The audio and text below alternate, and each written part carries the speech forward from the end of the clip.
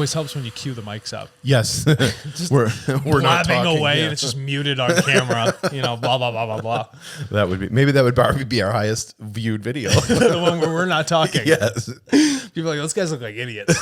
Yeah, exactly. Must be nice to be an idiot. Yes, must be nice. So this is an interesting article what we have here with data. So, it's not all about analysis.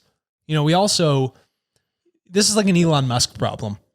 Elon Musk is like, highways are 2-dimensional. Mm-hmm. So how do we 3-dimensionalize highways to remove the traffic problem? Well, we also got to look at data. There's only so much information that can go through a pipe at once. You have to expand on how you can deal with the volume and then deal with the noise that comes from it. More cars on the highway means you got to have higher sound blockers, as you're going through Jersey, because they build homes right on the highway. Yeah. Because there's no space. Stop living there. But Jersey's not fun to live in. But isn't his alternative tunnels? No, that's what I'm saying. Yeah. So like when, there's a more availability of something, what are the other effects that sit outside of it, right? So more volume, more noise. And that transitions over to what we're looking at with these fiber optic sensors.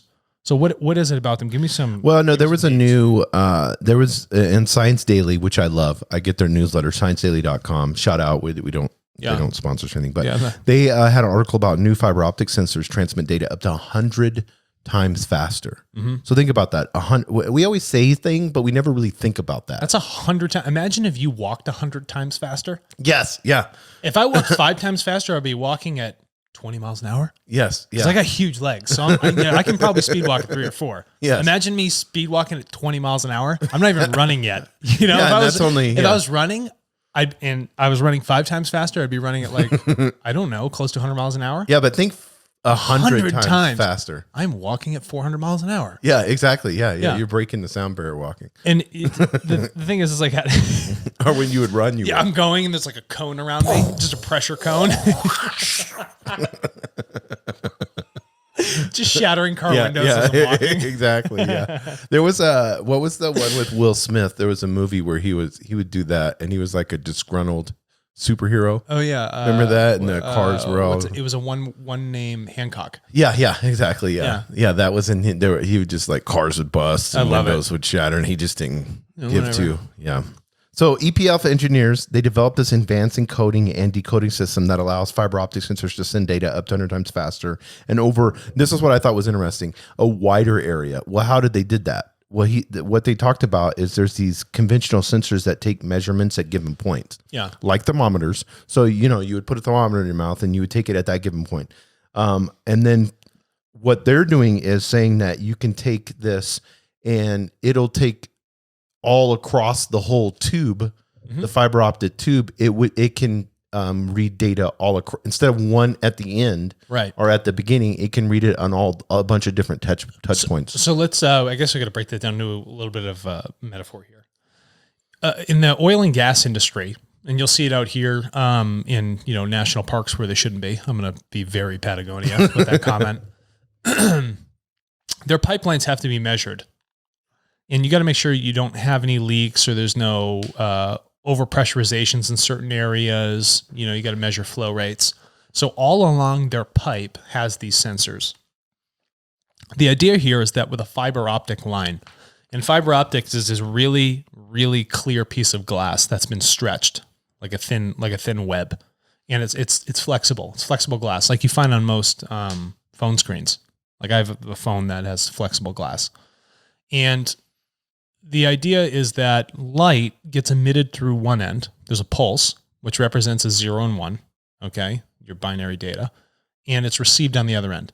And what you want to do is you want it to move at the speed of light, right? But there's things that drag that down. It's a function of, what it's wrapped in, the quality of the glass. There's a lot of stuff that actually slow down a photon moving through a substance. It's propagation of light through a medium. That's the concept.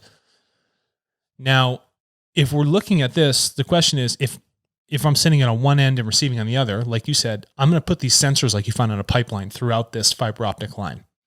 And now as that sensor picks up on whatever it has to sense, I need it to pump light both ways.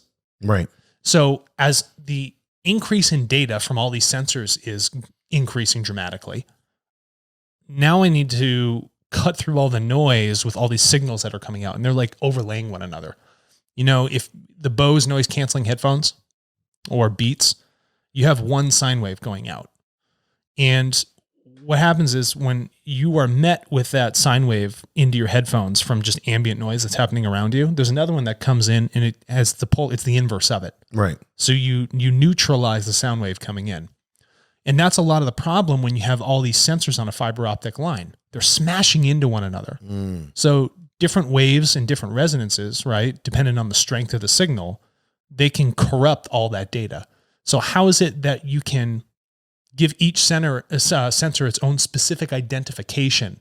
So as it comes out, or a lot of things are happening like an earthquake, like if you're running the fiber optic line across land and you want to sense if there's a tremor, well, if it's all coming in at once, how do we decode all of those signals? It'll look like a mismatch, right? Like a bad symphony. Yeah.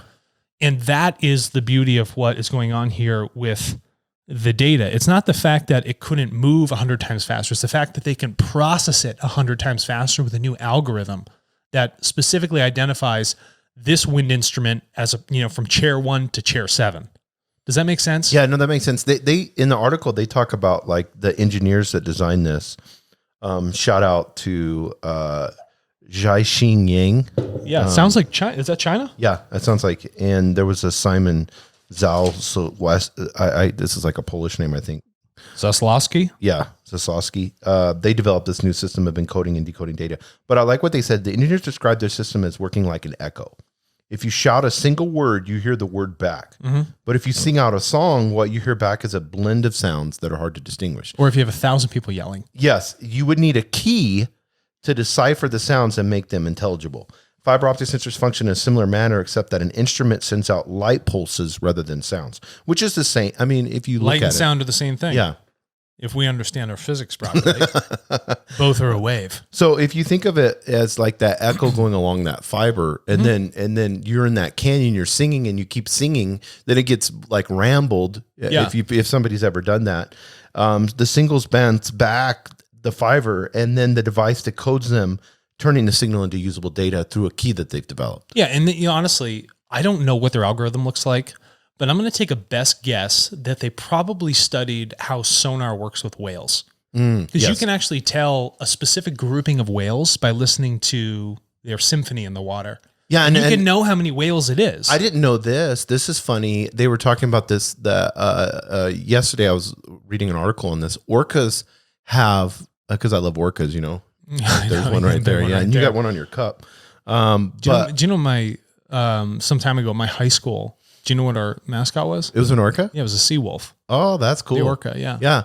So they actually have different, you know how we have like Southern dialect, like, and it's like, hi, how you doing? No, you know that? The orcas have that. Depending on if they're in Seattle, orcas have they all have the same language. Correct. But New Zealand orcas, Seattle orcas, Alaska orcas, they all have a different style of dialect. I love that. Isn't that cool? I think that's super cool. I mean, they're either their brains are as responsive as or more, they said. Yeah, and they're huge. Yeah, exactly. But not to get too sidetracked, but the idea, I haven't looked at their algorithm, but I'm assuming because they talked about genetic, what was the word here?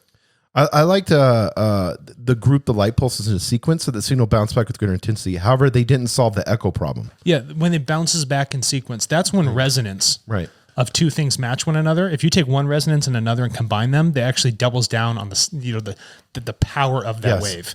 Yeah, and they talk about it here. So how they did it was the algorithm. The method employs special genetic optimization algorithms to cope with imperfections. Yeah. And he said other systems are limited with that. So when they talk about genetic, it has that biological approach. So I would assume that the first place you go to study a mass of sounds is whale sounds. Yes. Because you can there's a lot of audio in the water. So if you're going to test on how that works, we'll just test it. The animals have perfected it. They can understand very well who's what in the water as they're swimming around because it's pitch black. Yeah. And what I thought was really interesting. I got an orca on my cup. I know, yeah. Is this just is this like an aquatic episode? This is the sea wolf. I like how they named it sea wolf. We're gonna need sea wolf t-shirts. I can get us some. Really? Yeah, 100%. Oh, well, you're going up there, right? Yeah, I'll go grab us some. Yeah, grab me. I want a sea wolf t-shirt. I would love an orchid. I can do that. Yeah, that would be awesome. No problem. But what they said is instead of having to change everything out, and this is them thinking ahead as engineers, they said that with their system, you just have to add a software program to your existing equipment. Yeah. Well, a lot of technology that we have is inefficient in the fact of how we process it. Think about, AM and FM radio that come out 30s, 40s, maybe earlier. We've only perfected it so now you can get HD signals. Yes. The technology's been around forever, but that was a function of algorithm, output and receiving that we've changed. It wasn't that we were like boosting the signal. It's just like, no, how do we analyze those airwaves that are coming in?